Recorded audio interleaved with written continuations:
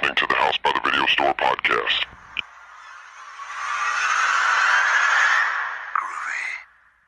There's no more room in hell. The dead will walk near. We have such sights to show you.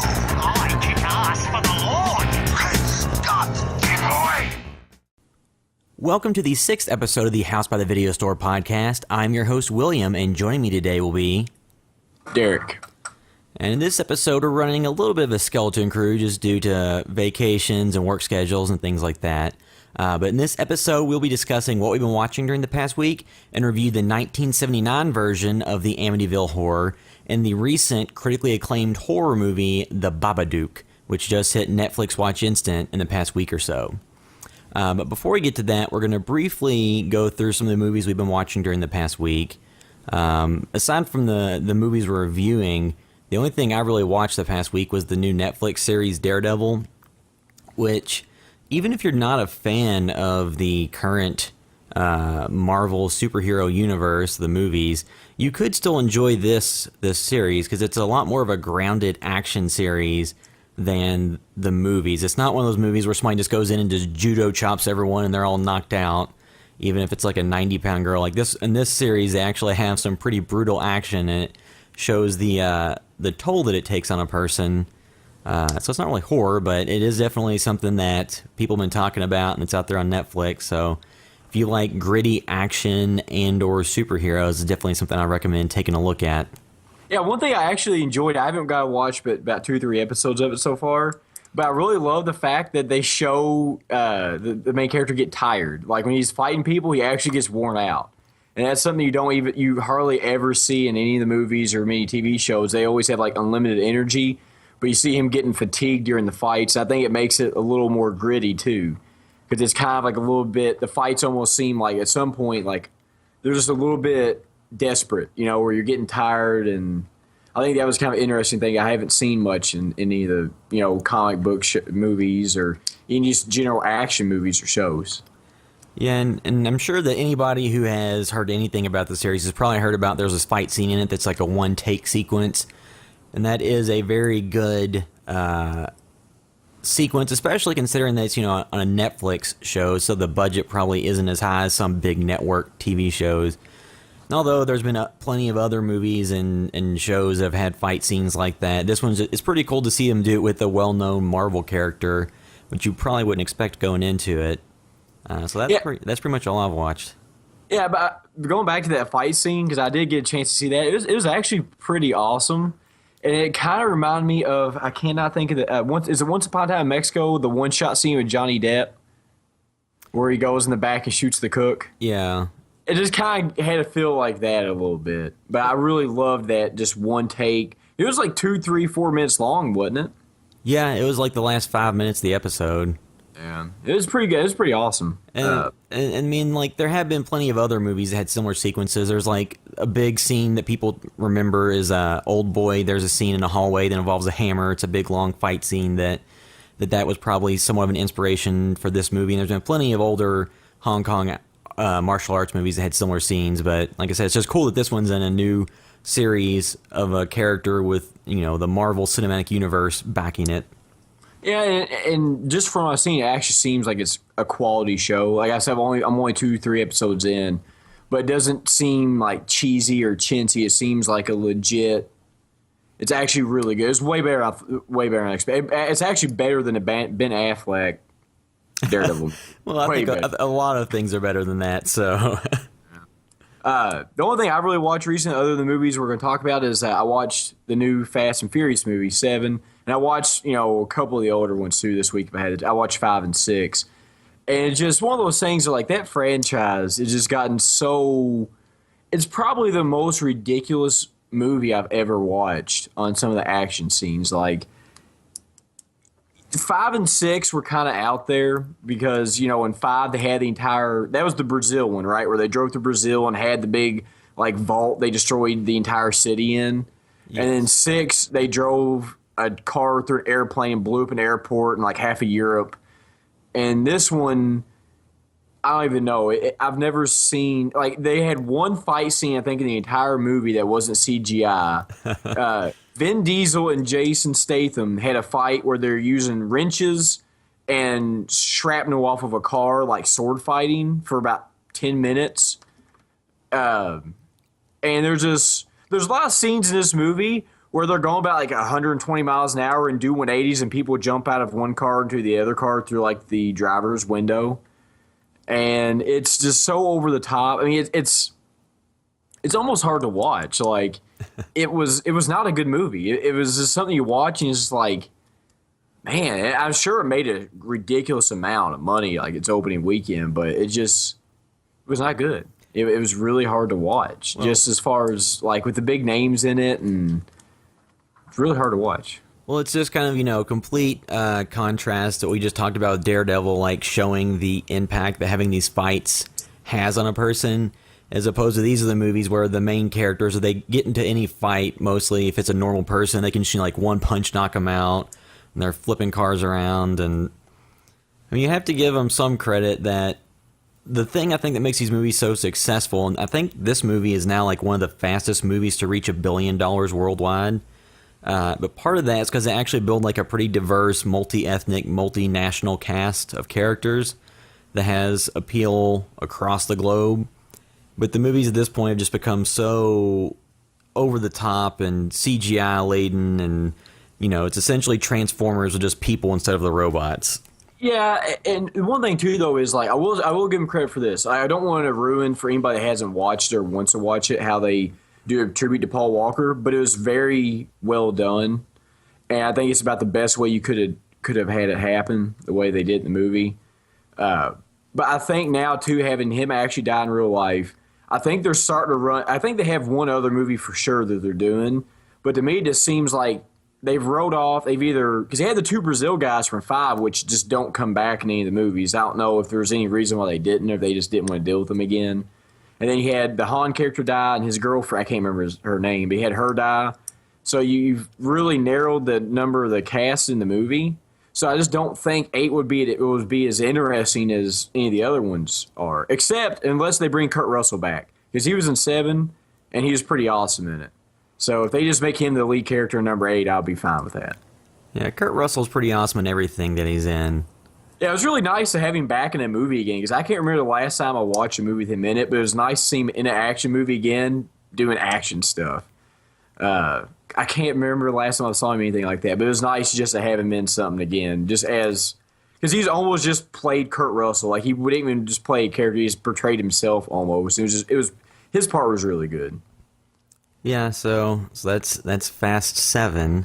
One other thing, too, that I forgot to mention earlier, just going back to news, we had a site post last week about the trailer came out for the MTV Scream series. Did you get a chance to watch that? Yeah, I watched it. Yeah, I saw your post. So the the Scream series, I think I've mentioned it before on these podcasts, or at least in some of the videos or articles I've done. 1 and 2, I think, are really good movies. 3 is a forgettable movie that you can just skip.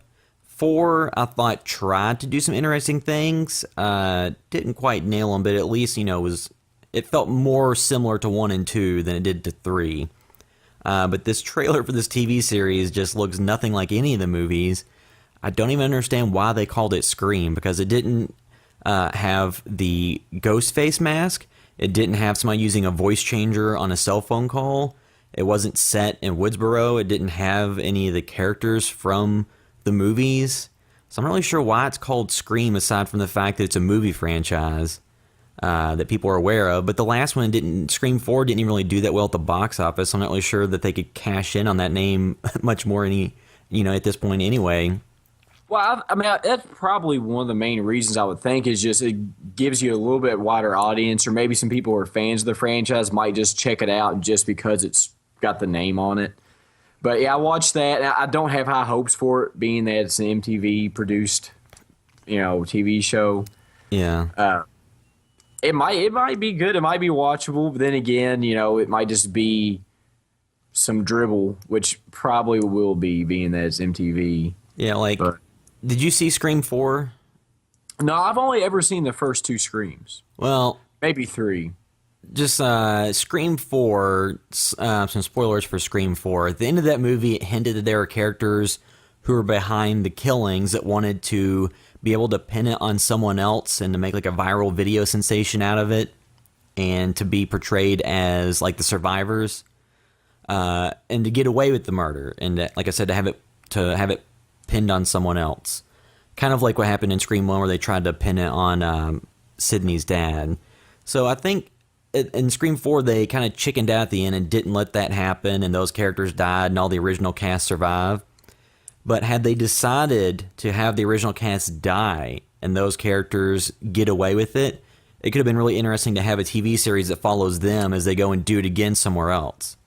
Yeah. But in this case, it looks like they're just loosely tying a name of a property that people are aware of to a show on MTV. So I'm not very hopeful, and it doesn't look very good at this point. But I'll be kind of honest. I always kind of got Scream, and I Know What You Did Last Summer confused on some of the movies because it's just like attractive people getting killed. Well, they even had some of the same cast. So Sarah Michelle Gellar was in I Know What You Did Last Summer and Scream 2. And I believe that the writer of Scream also wrote I Know What You Did Last Summer. So that's why a lot of those movies had a similar feel to them. Yeah, they almost even had like the same cinematography and like just general look. Something that I think is hilarious, that like how long these series have been around and how the like Scream 4 is almost like a parody of itself, was that Anthony Anderson was in Scream 4, but he was also in the Scary Movie series that was parodying Scream pretty heavily, like almost 10 years before Scream 4 came out. Yeah, it is actually. So it's all very cyclical, but like I said, we'll see how the TV show goes. Not holding out hope. Nah, I'm not either. All right, so now we're going to jump into the review of the Amityville Horror from 1979, not the 2005 remake with Ryan Reynolds. And just to give a brief synopsis of what that movie's about before we get into the review, the story is based on the alleged supernatural experiences of the Lutz family, who buy a new home on 112 Ocean Avenue in Amityville, New York, a house where a mass murder had been committed the year before. After the family moves into their new house, they claim a series of frightening paranormal events occur. Yeah, we also forgot to mention that it stars Josh Brolin's dad and Lois Lane from like the 80s Superman movies. Yeah, so James Brolin and Margot Kidder, who actually, Margot Kidder was a pretty big name at the time. She was, Superman that came out, I believe, before this. And she had been in a few other horror movies in her career, but... so what did you think of the Amityville Horror?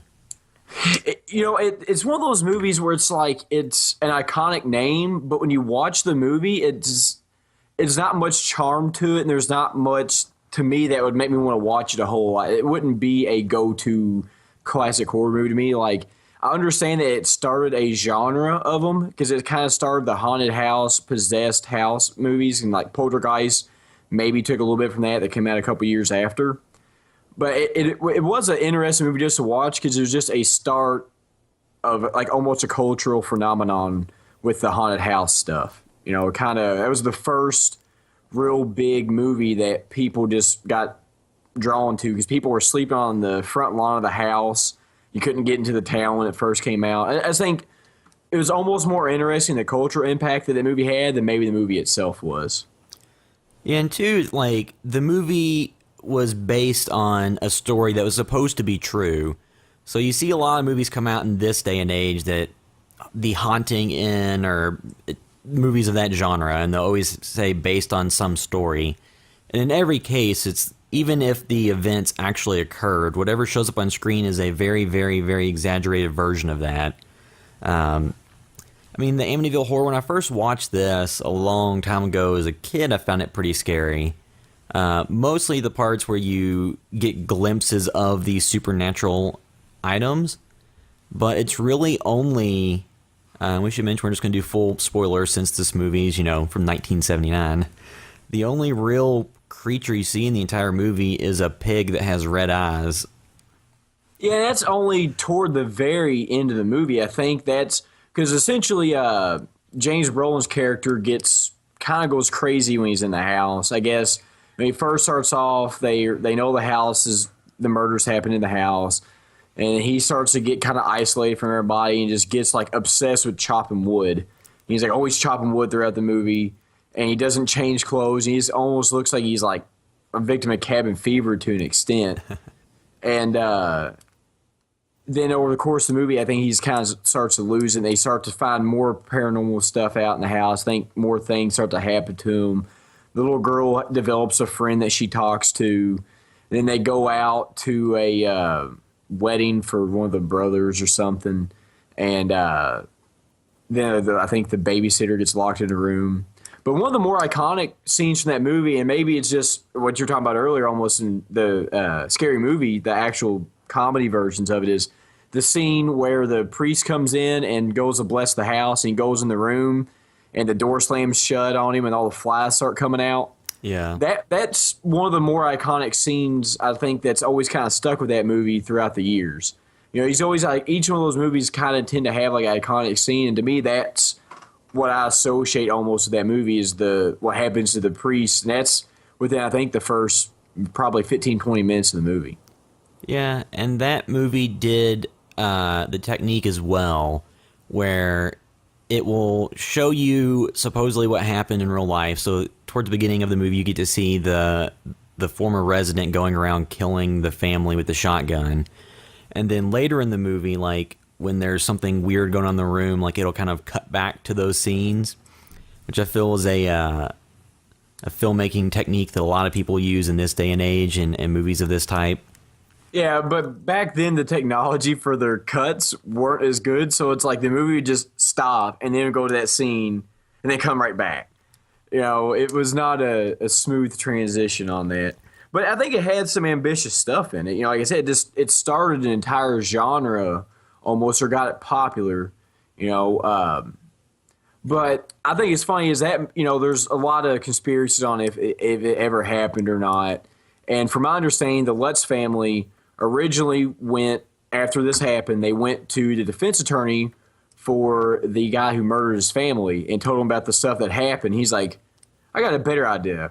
Let's just write a book about it. So it went from like them trying to say, hey, you know, he was hearing voices and we had the same experiences, and, you know, we want to get a retrial and tell our story. And then, you know, I guess over a couple glasses of alcohol or wine or whatever, they decided that it'd be better for them to write a book on it and go the monetary route instead of the, you know, we're going to help this guy out. Yeah, and I did a little bit of reading too on the murders that happened in that house, and it gets to be kind of a long, drawn-out story where the guy's story changes a lot over the years. Like at one point, they implicated like a mob hitman and other things. Like I think the only really odd aspect of that family being murdered was that they were all shot with a shotgun. And it seems that if after the first person or the first couple people get shot with the shotgun, the rest of the people in the house would be awake, and it wouldn't happen in the same way. And then also, too, the investigators. So the investigators, if you've seen the movie The Conjuring, it's actually about the Warrens, who are the investigators who looked into the Amityville Horror at some point. They actually investigated it back in that time period. I think it was like 76 or 77 is when they investigated. I think it was a TV special, too, when they did. I think they had newscasts and everything filmed the entire night. Yeah, so I think this is a movie where it's another... And two, just to kind of give the background of the movie, when it came out, it wasn't very critically well received. It got pretty poor reviews from people like Roger Ebert and other well-known critics. And it was a commercial success, which kind of, you know, is what people remember when they think of horror movies. They always look back at that as one of the big successes just because it was very, very successful financially. Like I said, I think it's one of those movies I appreciate more for what it did than just purely watching it in today. Yeah, because like you said, there's just so many movies now that take that, because like even like the Texas Chainsaw Massacre movies, even the newer ones, always try to reference the fact that it's loosely based off of, you know, real events. They don't say it's loosely based; they say it's based off of real events. Well, maybe but that one also, the Texas Chainsaw Massacre came out prior to. Oh no, I'm talking about like the remake though. You know, where I think the earlier 2000s remake.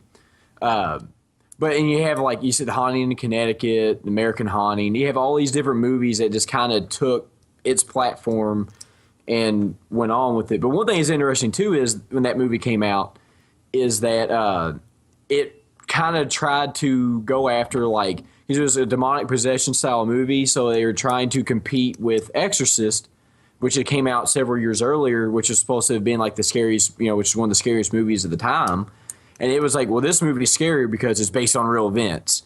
So that was kind of like the tagline for getting people into that movie is like, well, The Exorcist was scary, but this actually happened. So it's almost kind of like a throwback to last week when we were talking about the Evil Dead franchise, how they always had like movie posters that were torn and saying, well, that's not real horror, this is. It's kind of the similar thing, but it was more of a direct jab at them. Well, too, like something that you don't see in a lot of these horror movies today that in The Exorcist and the Amityville Horror were very present was the Catholic Church, priest, religion. They were very based around Catholicism. Because in the Amityville Horror, they even remark George Lutz's business partner tells him, you got married to this lady that already has 3 kids, and you changed your religion and moved into a house. So like that was kind of a big theme in the movie was religion. And like the priest who went to their house and that had all the bugs, all the flies on him, like he was a pretty big part of the movie. And he gets blinded in the movie and almost gets killed in a car wreck when something controls the steering wheel of the car.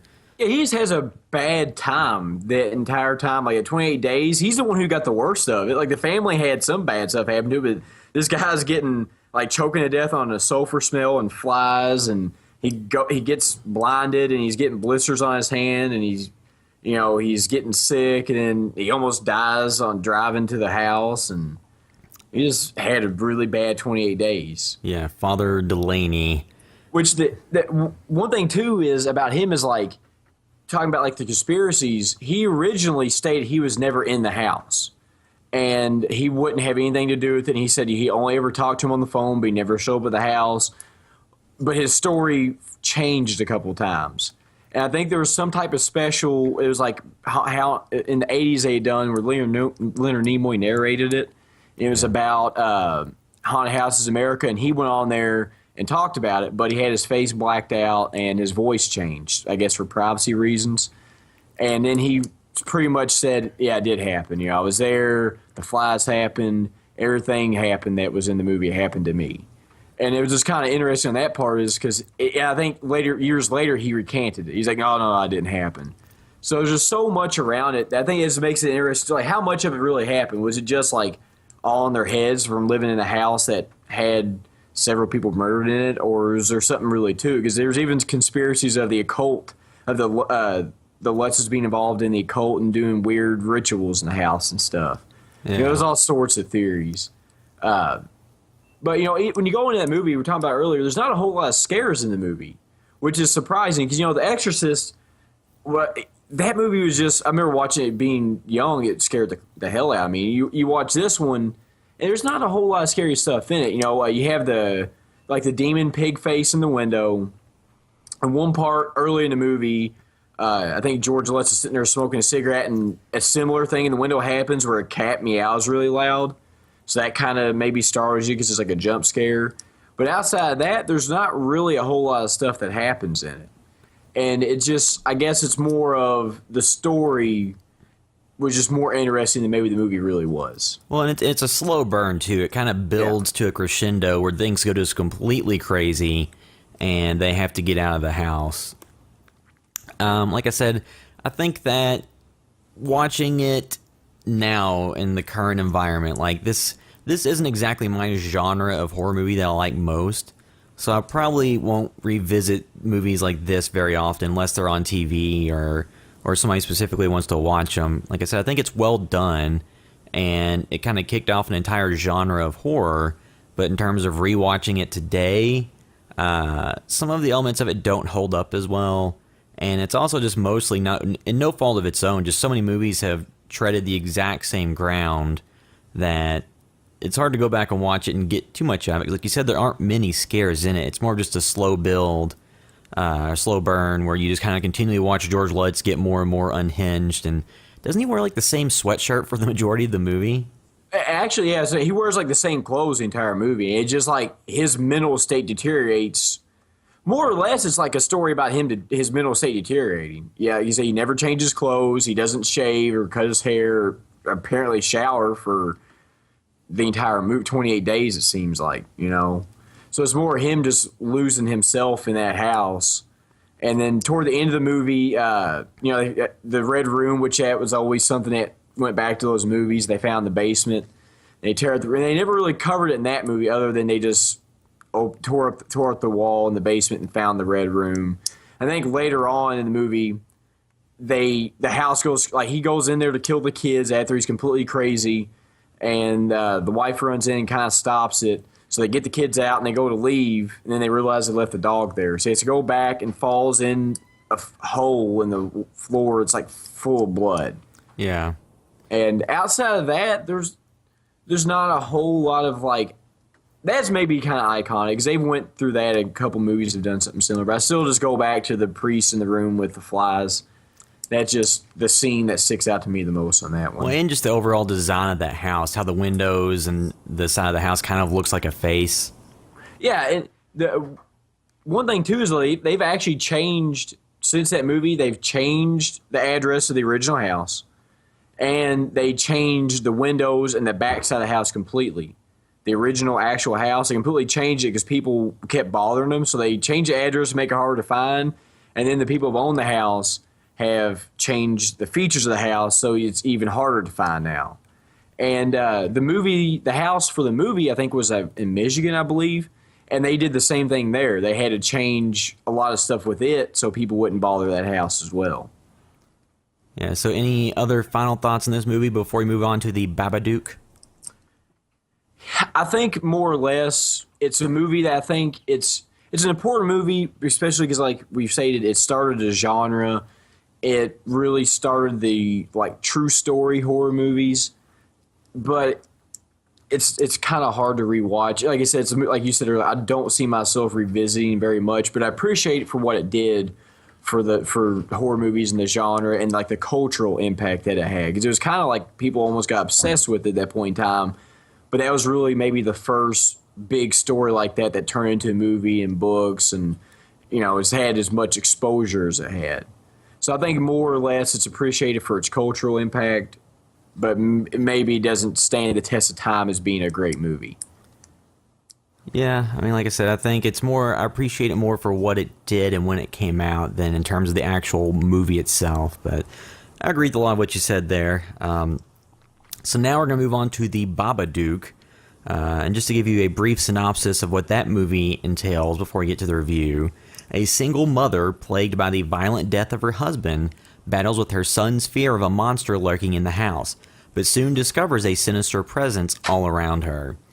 Now, this movie has gotten a lot of critical acclaim in the past year, and it actually ended up on a lot of people's top 10 of 2014 list, because this movie came out in 2014 originally.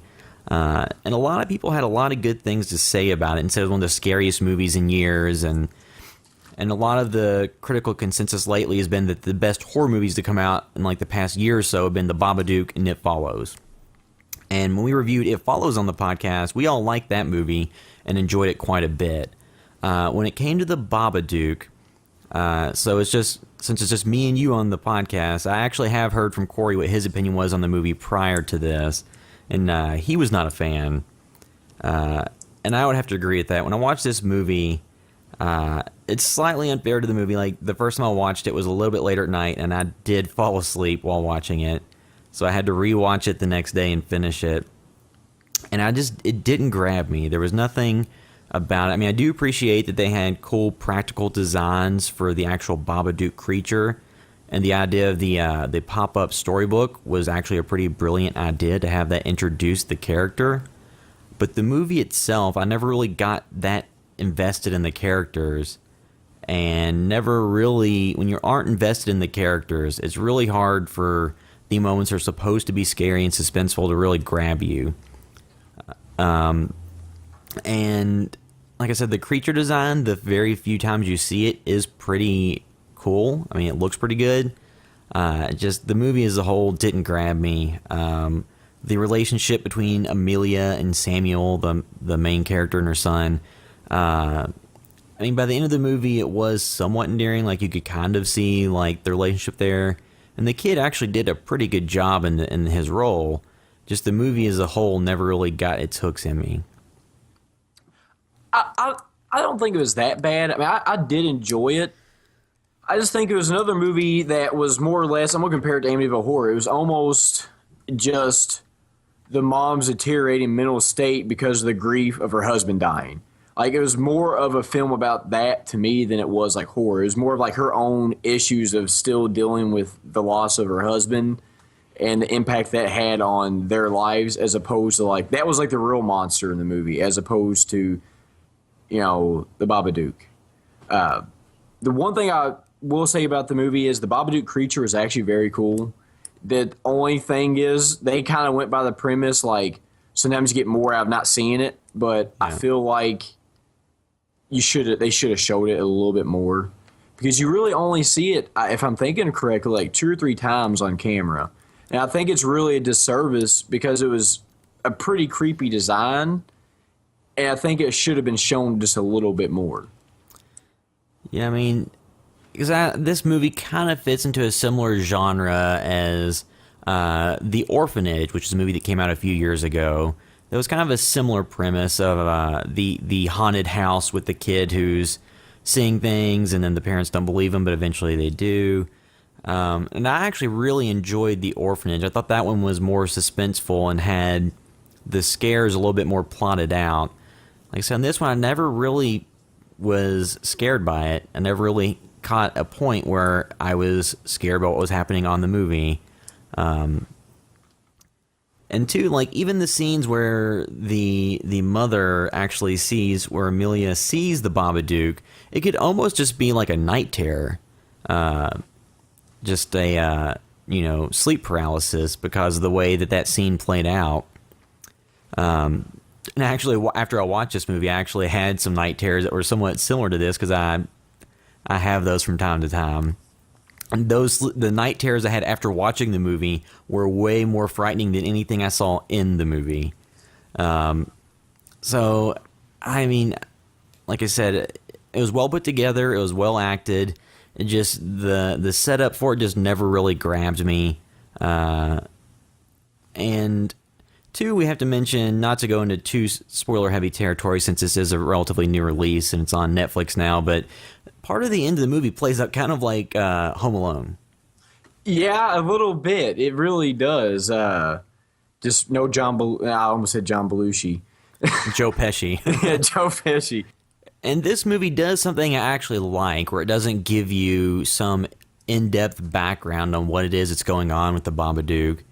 It doesn't have the obligatory scenes where they bring in a priest or some knowledgeable person on the paranormal and they track what's happening and figure out the origin of it, and it's something crazy. They never even really go into what's going on, which I did like. I didn't feel like the way that the scares were placed, that, like I said, just nothing really grabbed me or made me really care for the characters, as opposed to the movie we recently reviewed, It Follows. I think did kind of a similar thing. It didn't have a whole lot of actual scares, but in that movie, it got me more invested in the characters. And I think it was part of it just that movie had more characters in it. This one's really the only main characters are the mother and son. There aren't really many other... I mean, there are other characters on the peripheral of the movie, but none of them play like a huge part in it aside from those two. Well, one thing the movie did really well, though, was I think the soundtrack, kind of like It Follows, was very good for the movie. It had some creepy sounds. It had a good, just general creepy vibe in the big house. But I think that it kind of fell short on what it could have been. Because I think they could have maybe more characters made it a little more interesting. But then you almost would have gotten to like a movie that felt more like The Ring, or like, if you ever seen, I think it's called Darkness Falls. It's like where the Tooth Fairy's evil. You'd almost have that movie, because that was generally like a woman, some type of boyfriend, and the son. Well, I wouldn't compare Darkness Falls to this movie, because no. But I would say you could get in that territory almost if you had, because like generally these movies have just a guy, a girl, and a kid. And it's usually like the girl's the lead, and then the guy doesn't really believe what's going on, and then he dies, you know. So it was kind of nice just to have them two characters. It made them feel more isolated. But it almost could have been just the mom's grief issues caused everything in the movie, you know, which you don't know. But I do enjoy the fact they didn't research it, like kind of like we talked about that follows. Like it was what it was, and they dealt with it. And I think that sometimes makes it more interesting because, you know, who knows how the book got in the house, you know? Yeah. Which, like you said, that book, the pop-up book was a really good idea because I don't really think I've seen anything like that before. So like, it had a lot of good ideas and it did a lot of things well. I just think that the main issues of the movie to me were not enough of the actual Babadook, and it was maybe a little disappointing in the way the movie ended to me. You know, I just kind of felt like it was just an odd way to end that movie. You know, I don't want to give any spoilers away, so I won't say how it ended. It just seemed to me a little odd. Yeah, I mean, well, actually, since we've given our thoughts on the movie, so as we heard, I think that it was well done. It just didn't really grab me. I would kind of, if someone was asking for a recommendation whether or not to watch this, I kind of frame it in, well, what horror movies do you like? And which do you not like? I think there's a lot of the critics who gave this good reviews are more mainstream critics who aren't just focused on horror movies. So if you're more of a mainstream movie person who doesn't like horror movies, I guess this is one that you could recommend to somebody because it's more of a story about the mother and son with the horror elements creeping in than a full-on horror movie. So I think that if somebody is a general movie fan, they might like this. If somebody's a hardcore horror nut, they might not like it, especially people who are into the site, you know, our site and the stuff we cover. It's not really the same type of genre of a lot of the movies we love, like Evil Dead or things where there's, you know, like a tangible element to it and gore and stuff everywhere. This definitely won't appeal to those fans. Yeah, I mean, if I had to, I think the same thing. I think if you're a fan of, like, to me, it felt more like a curse movie. Like, I would feel okay putting it in the same group as The Grudge or The Ring, those similar style of movies, just because, you know, there's children in it and it's usually like more of an isolated thing. And except, you know, it just did a little bit. I think it did it a little better than those movies. But it's a very good movie, but it's just kind of light on the horror. It's just more of just, to me, it's just like a story of the mom coping with the grief. So if you're, like you said, I agree with you. If you're just a general movie fan, I don't think you really go wrong by telling somebody they should watch it or giving them, you know, saying it's something worth checking out. But, you know, it is free to watch. I mean, it's not free to watch, but it is on Netflix. So if you have Netflix and you want something to watch that's a little bit different, I would definitely recommend it because I don't think you could go wrong with it. Yeah, so I think before we get into the spoiler discussion, if you want to follow any of the stuff we're doing, go to housebythevideostore.com or subscribe to us on YouTube at House by the Video Store. We're on Twitter at HBTVS_official, or you can just search for House by the Video Store, and then Facebook.com/HBTVS, or you can search for House by the Video Store. Then we're also on Instagram, where our name is HBTVS_official. And you can always just go to the site to find the links to all that and to find out everything we're doing. In terms of where you can find us on the internet this week, my Twitter account is at Will_droid. My Twitter account is at DWCat90. Also, I'm more of a Instagram user, so if you were to look me up on that, it'd be Meta World Derek on Instagram. Yes, like I said, we'll have new podcasts coming out every week on Tuesdays. You can always find what's going on housebythevideostore.com. Okay, so now we're going to jump into the spoiler discussion for the Babadook. And going back to the discussion about the ending, I think that the ending to this movie, it does a couple of things that are interesting. So the entire movie, theoretically, could just be the mom having mental disease and letting it feed into the kid's fear, or letting the kid's fear feed into her mental state, and that's what's actually going on. But the very end of the movie gives you a very strong indication that, like, well, no, there's actually an entity because it eats worms that she brings it. Yeah, and it's like the final stand, like they end up going into the basement because, or all of her husband's stuff from where he died, she put all of his belongings in the basement. She goes in the basement toward the end, and she sees like her husband staying there. It keeps telling her to bring the boy. But, since it's the Babadook, it doesn't know the actual name of the child. So she kind of realized that. And there's like a scene where she actually gets possessed back, correct? Like she's laying in bed and you see it. It's like the only real time you get to see it for more than a second. It's just like it kind of went the cheesy route of like the weird thing with the crawling on the ceiling. They edit it weird where it's just kind of jumpy looking. And but I think she ends up, it gets into her somehow. I think she swallows it or something. Well, it gets into her when she's in the basement and it bites her.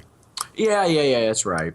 And it bites her. Anyway, she goes in the basement. Earlier in the movie, the son has like all these traps. Like this goes back to the Home Alone element. He has all these little traps set up in the basement. He has like a rope he pulls where it trips somebody. Then he made a dart gun, and then he made a backpack that would sling a rock, I believe. So they get in the basement, and he trips her down the stairs, and then it knocks her out. Then he ties her up, and he keeps telling her to get rid of it, and she pukes it out, which is almost kind of Evil Deadish for a second because it's like black vomit, which I kind of liked. But then they get in the house, or the final confrontation, she tells her to get out of her house. And then it goes into the basement for some reason. So I guess that's more of a metaphor for like that's where all of her issues are, so it makes sense for it to go there. But I just wasn't too crazy about that because it was like the problem is still there. Yeah. Like it didn't go away, and she has to deal with it every day. They can just keep it at bay by feeding it worms and dirt. Yeah, so it's like I wasn't too crazy about that. Overall, I thought it was very good. I just would have liked to seen a little bit more of the monster at the end and maybe a little bit different style of ending. Either where it didn't end well or it just was completely gone. But having it live in the basement and feeding it worms to me is just kind of a weird way to end it. Yeah, like I said, the entire movie could have just been the deteriorating mental state of the mother, but then that last section really pushes it to, okay, this is all really happening. Well, I guess the possession part could have been from her perspective, like, not actually happening, but just how she was perceiving it to happen. But then, like, the actual book, when she got it the second time, like, it foretold the events that would happen later in the movie, which I think that was a very good tool to tell the story through. I don't think that the setup that the pop-up book gave the movie, it ever followed up through with, like, genuine scares. Yeah, that was actually more scary than, or I had more of a tense, creepy moment than the rest of the movie. And one thing too, though, is if I remember correctly, it seemed like originally, like the Babadook it seemed like it kind of like charmed the kid, and then it turned evil. That's kind of like I took it from the book. So it never really seemed like that. It never seemed like, because it seemed like at first it might have been a nice creature, and then it turned evil. But just in the way it happened in the movie, it's just always evil. Yeah. Yeah, so are there any other spoilers you want to talk about? Or I think we kind of talked about all the big plot points. Except she still killed the dog. Like, that was the only thing that was, like, portrayed in the book that actually came true. But she still killed the dog. Yeah. And that is always sad. It's a lot sadder to me in most movies when dogs die than people. And that was the only death in that movie. Yeah. Besides, like, the husband. But it was like he died off screen in the beginning of the movie. It was like a dream sequence. Which I actually like the dream sequences they had, which were kind of weird, where she was, like, fall into the bed. Those are kind of weird and nice, but other than that, there wasn't a whole lot to spoil on it, because it was like one of those movies where it was mostly just a psychological thriller almost, just on her part for most of the movie. And there wasn't a ton of scares in it. I mean, overall, I think it was a very well shot and produced movie. I just think that a lot of the reviews I read were like talking about how scary it was. I never saw any of that. I never got any of that from it. Yeah, like I said, I think it's more just that if you're a big fan of the horror genre, you've seen so much stuff that movies that just give subtle implications and things like that aren't as scary. and then it really just falls back on the narrative devices in the movie, and it's just having just the focus on the two characters. To me, there just wasn't enough there. But critics disagree, but with horror, it's always odd to see the critics versus general opinion on a lot of horror movies, because there are movies that get really high marks that everyone doesn't like, and then there are movies that everyone loves that the critics trash. So you can just look on the Netflix ratings and look how many stars a movie has when it's on there versus the critics ratings, and sometimes you see a big disconnect. So it'll be interesting to see how this movie fares when more and more people have seen it, because it was a relatively limited release when it first came out. But now that it's on Netflix, it should have a lot larger audience, and there'll be more feedback going forward. Yeah, I was kind of surprised to see that. I think it's like 4.5 stars on Netflix, which kind of surprised me a little bit. But, like you said, maybe over the next couple weeks, more people watch it. It might go up. It might go down. But I say it probably stay around. I don't think you could go wrong with watching it. I don't think you could watch it like, man, I really wasted my time. It's a good movie. It's not. It's one of those movies I feel like is maybe portrayed something that it's really not. Yeah, it's definitely not going to reach anybody's who's a serious horror fan's like top 10 scariest film list or something like that. Yeah, it's almost like going in, watching the movie Drive and expecting Fast and Furious. Like, if you go in this movie expecting a bunch of like bloody scenes or like creature scene, you're not going to get it. But the acting was pretty solid for most of the movie. The environments were always really nice and creepy. The soundtrack was really good. It just didn't have enough, just something. It was just missing some things. And it just never, to me, was just came to. I think it could have been a lot better than it was. And like I said, it wasn't a bad movie. It just kind of fell short on the horror elements quite a bit. Yeah, I would agree.